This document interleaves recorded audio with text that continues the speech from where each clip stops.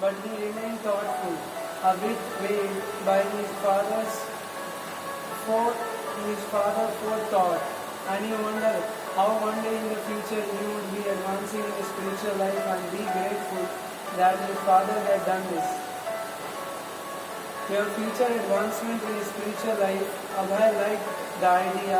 He reconciled himself to the wife he had been given. Abhay Charan Dev's name was included on the posted list of the students who had passed the BA exams and who were invited to appear for their diploma. But Abhay had decided he did not want a diploma from the Scottish Churches College. Although as a graduate he would have a promising career, he would be a British trained career. It would be a British tainted career. If Gandhi succeeded, India would soon be rid of the British. Abhay had made his decision, and when graduation day arrived, the college authorities learned of his rejecting his diploma. In this way, Abhay registered his protest and signaled his response to Gandhi's call.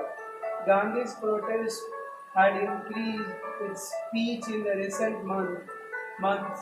During the war, Indians had remained loyal to the crown in hopes of generating British sympathy toward the cause of independence. But in 1919, England had passed the Act to repress the move for Indian freedom. Gandhi had then called on all Indians to observe a Hartal strike. Gandhi had then called on all Indians to observe a Hartal strike, a day in which people all over the country had stayed home from work and school in protest. Although it had been non-violent protest, 1 week later in Amritsar, in public square known as Jallianwala Bagh, British soldiers shot to death hundreds of unarmed, defenseless Indians who had gathered for a peaceful meeting. Gandhi then lost all faith in the intention of the empire towards India. Calling for complete non-cooperation, he ordered a boycott of everything British. Commodities, school, ports, military honors, and Abhay, in refusing he was moving to align himself more closely with Gandhi's independence movement. But his heart was not in it. Just as he had never given his heart to college studies, to earning a degree to his life, so he was reserved about becoming a full-fledged nationalist. Abhay had become inclined towards the cause, but never really convinced. Now out of school, out of work, caring little for his career, education or wife, he remained at home. He tried his hand at writing poetry for the occasion of a friend's wedding. He read Srimad Bhagavatam and latest speeches of Gandhi. He had no immediate plans.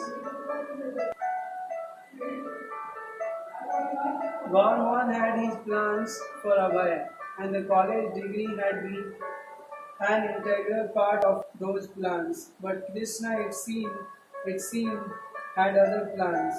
The political protest for refusing the Bachelor of Arts degree was more a mark of honor than a social stigma, and Gorman did not reproach his son for it. But Abhay still needed to take up some kind of work. Gorman approached his friend Karthik Bose and asked him to interview Abhay. Dr. Karthik Chandra Bose, an intimate friend, had been a family doctor since Abhay's childhood. He was a distinguished surgeon, a medical scholar, and a chemical industrialist. He had his own establishment, Bose's Laboratory, in Kolkata, where he manufactured drugs, soaps, and other products for the pharmaceutical industry. Dr. Bose was well known throughout India as the first Indian to manufacture pharmaceutical preparations that had formerly been monopolized by European firms.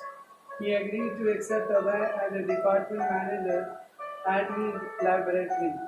Although Abhay knew little of the pharmaceutical industry or management, he felt confident that by reading a few related books he could learn what he needed to know.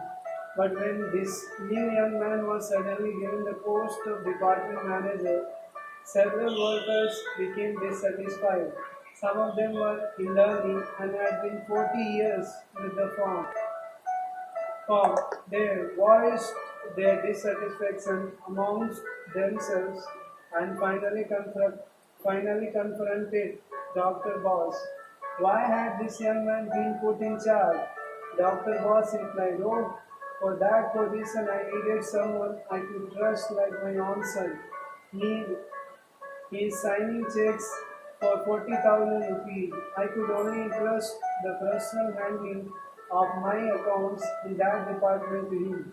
His father and I are very close, and this young man is known to be practically as my son." Gorman felt he had done his best.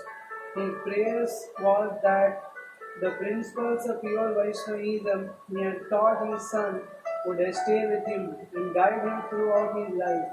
Gandhi and the cause of Swaraj had disrupted Abhay's college career, and Abhay was still inclined toward nationalism, but not so much for a political motive as for a spiritual vision. So Gorman was content. He knew the marriage arrangement was not pleasing to Abhay, but Abhay had accepted his explanation that detachment from wife and family affairs would be good for his spiritual advancement. And Abhay was showing an inherent disinterest in materialistic affairs. This also did not displease Gormohan, to whom business had always been subservient to his worship of Lord Vishnu. He had expected this. Now Abhay had a promising job and would be making the best of his marriage.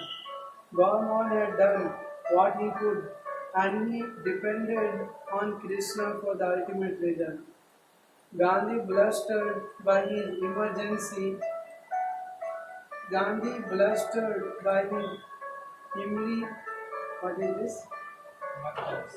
Emergence as a leader among the Congress party, now openly attacked the empire's exploitative cloth trade with India. England was purchasing raw cotton from India at the lowest prices, manufacturing it into cloth in the, what is this? Lancashire. Lancashire mills in England and then selling the monopolized cloth at high prices to the millions. To the Indian millions. Gandhi's propaganda was that Indians should return to making our own cloth, using simple spinning mills and handlooms, thus completely boycotting the British-made cloth and attacking an economic base of Britain's power over India. Traveling by train throughout the country, Gandhi repeatedly appealed to his countrymen to reject all foreign clothes and wear only the simple coarse khadi produced from India's own cottage industry. Before the British rule, India had spun and woven her own clothes.